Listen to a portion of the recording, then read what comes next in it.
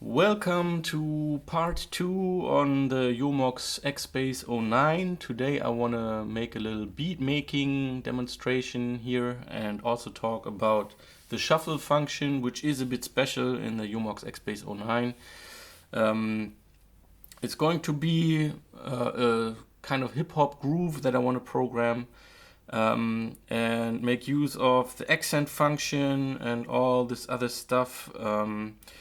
But it's not going to be too complicated, meaning I'm going to stick to scale A just to keep things simple for me and also maybe for you if you want to follow this pattern that I want to program here. Okay, when in pattern mode and then in write mode, the XBase 09 lets you assign parameter changes to all the individual steps in a pattern, and I want to make this a little bit similar to this funky drummer pattern that you all know from this sample that's so often used, and let's see how close we can get to something like that. First of all, the tempo is too fast, so I'm going to slow that down to about maybe 103 BPM or so. Okay, and now I want to focus a little bit more on the kick, and by holding the instrument key down along with the step that I want to program, I can make these parameters assignable to each of these steps. So now raising the decay value, for example, changes the sound for these steps that I have programmed. Okay, next step is going to be here.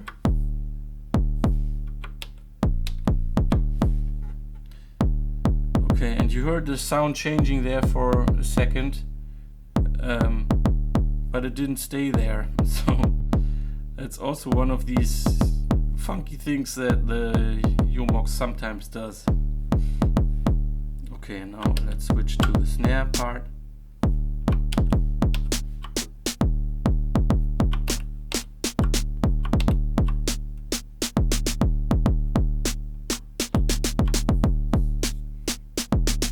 Okay, something like this. Let's move on to the hi-hat.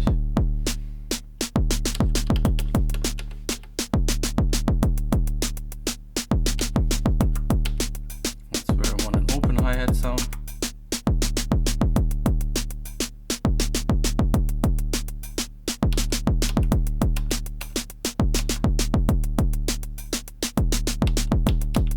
Okay.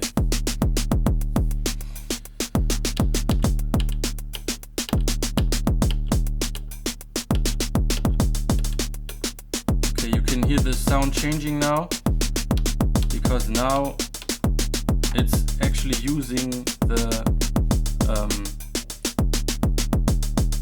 parameters that you can see in the hi-hat part here, the way these are set.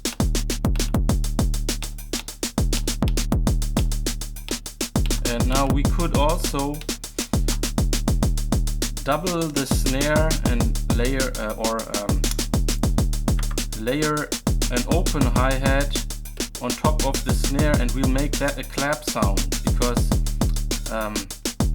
the clap sound is in the open hi-hat part. When we now press the shift function and select hi-hat sample select, now we change this to clap. We have programmed an open hi-hat sound for steps 5 and 13, and now this would turn into a clap. It's very low level though, so we're going to change that. Okay, like this.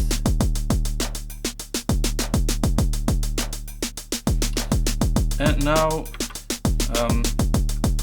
the kick sounds a bit boring. No changes here. think I want these to be shorter. So now only this is shortened, but now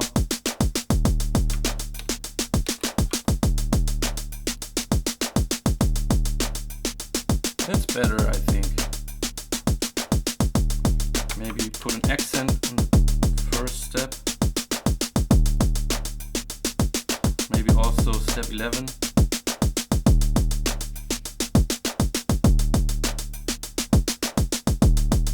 Okay.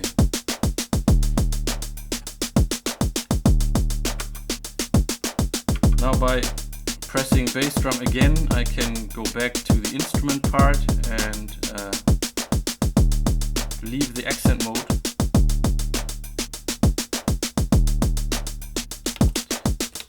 Okay, I think the last two are fine, short as they are. Maybe I'm going to...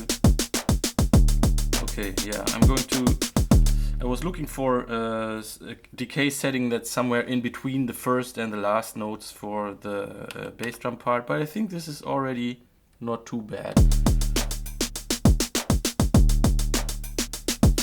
We could place accents for the closed hi-hat now.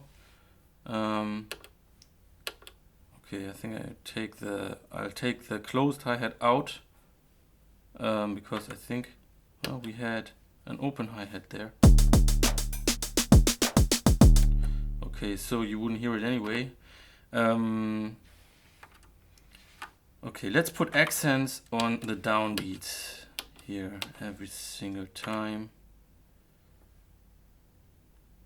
Okay, I think the accent part is the same for closed and open. I'm not really sure, but I think...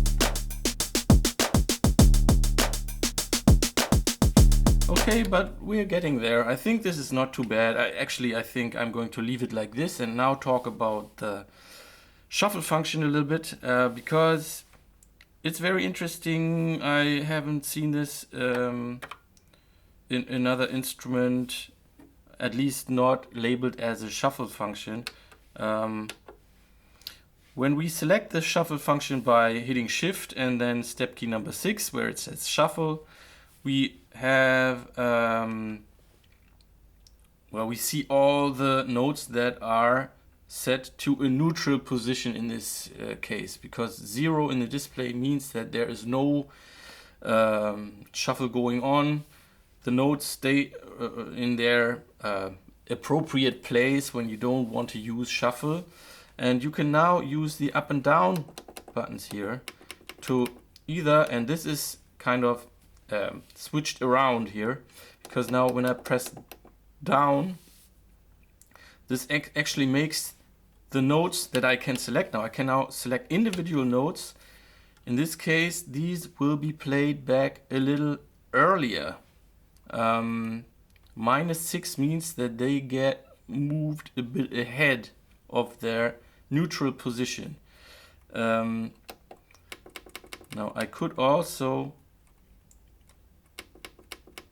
use the up button in this case to cause a little delay here between step 1 and 2, for example, if I select 2 as my shuffle notes. Or I could find a combination of notes. Basically, the shuffle function in the Jomox XBase 09 lets me move individual notes around in the grid that is kept in the pattern.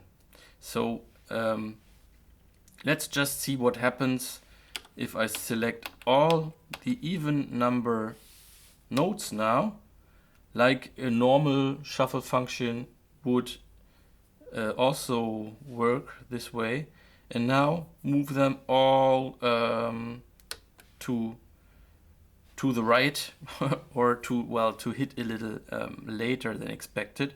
Let's see how this sounds now. Okay, 6 is a maximum value, so the effect is really quite drastic here, but I chose this setting so that you can really hear the effect this has. But now what's cool And this doesn't really work with any other machine. You can keep this setting maybe for the first half or for the second half only. Let's put these nodes back to 0, but only use the shuffle in the second half of the pattern. See how that sounds. So I want to have all these go back to 0 and then a setting of 6 only for the second half of the pattern. So I'm going to take these out here. Let's see how it sounds now. Okay, somehow it didn't do it. I don't know really. I don't know why really. Okay, maybe I did too much here. Okay, so maybe now.